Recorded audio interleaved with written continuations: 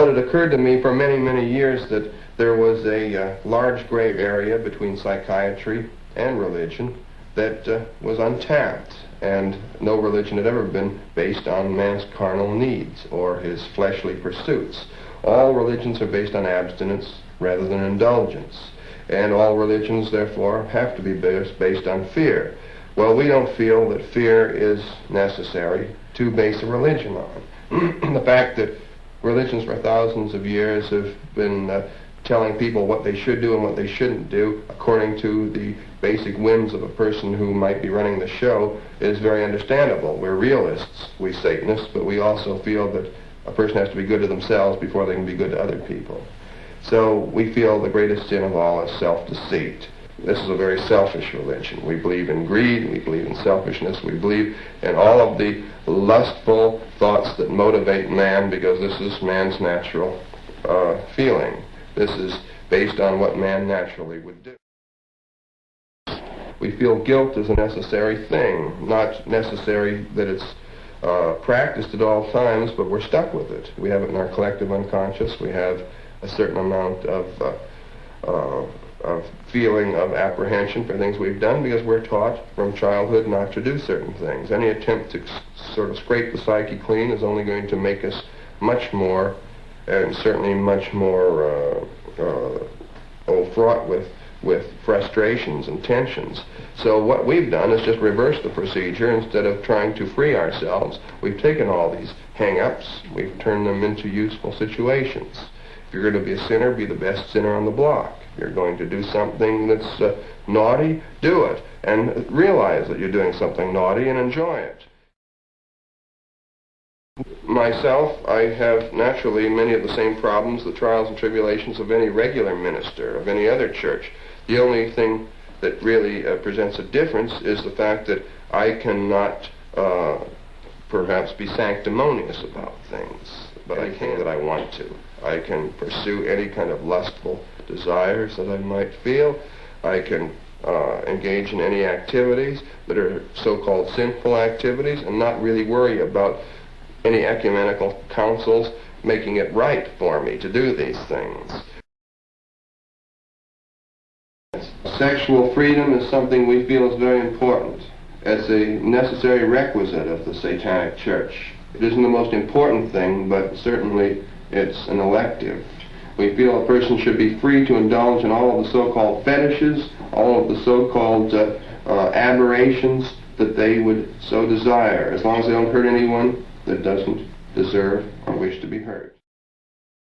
I guess the two most popular reasons that people join the church is because either they're just disgusted, they're just fed up with the sanctimonious pussyfooting around that other religions have given them, and they're just tired of saying one thing and practicing another, and they'd like to at least get together with other people. And after all, man is a social animal, and no different than any other animal, except he's probably the most vicious of all animals. And he wants to get together with other people that feel the same way he does. And why not belong to a religion or to a group of people that at least believe in the same philosophy? Some of these rituals consist of recreations of old ceremonies that have been practiced for centuries. We recreate the ceremonies of the Knights Templars, a noble group of gentlemen who, because of social pressures, made it very obvious that they were the standard bearers of Christianity.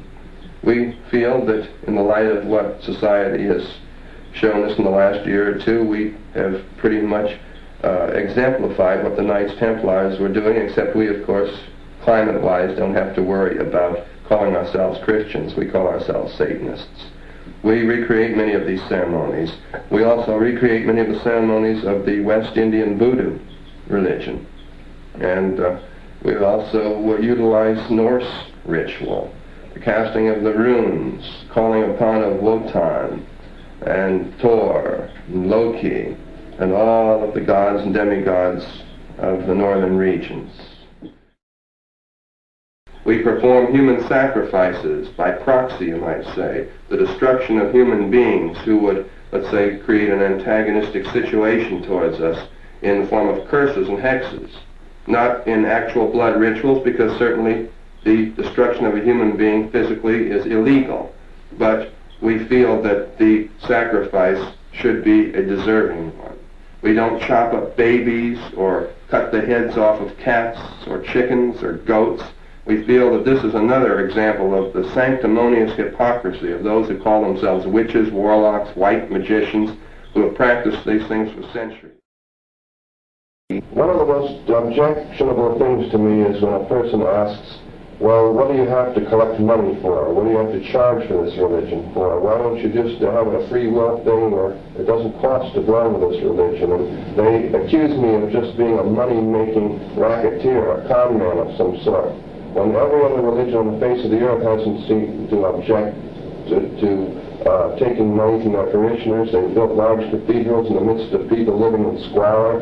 They've constantly garnished people's wages, in a sense, by having so much percentage subscribed to churches, and yet no one has ever criticized this that is in the position usually to criticize me for conducting a confidence game of any kind. I feel the money spent would be poured into the Satanic Church, and I say poured into it, if possible, to be used for, and would be used for, much more worthwhile purposes than the building of edifices and cathedrals where the people who live in squalor, in many cases around them, can simply go into the church, beat their chests, and say, I am not worthy. At least when you give the devil his due, he smiles upon you for at least expecting a little payment in return. It seems that most religions now are buying oats for a dead horse. We feel that all religions are coming around to Satanism. We're in the very throes of a new satanic age. The evidence is all around us. All we have to do is look at it. There's a new title for Christians called Christian atheists. And of course, many movements such as the Unitarian Church have existed for a while in what would amount to a form of atheism in evening clothes. And we feel that there's no reason why these people shouldn't just flip the coin completely over and simply call themselves what religion has called them for many, many years. Call them devil worshippers, or disciples of evil, or Satanists. Of course, it's very hard for a person to hang an uncomplimentary label on themselves, and for this reason, for many years, there will be people practicing Satanism as good Christians or other religions, and they will instinctively pursue the very same things that we are, as they always have. Satan is simply a word that means the adversary, or the opposition, or the accuser. It doesn't necessarily mean evil or brutality or cruelty. It simply means the dissenter.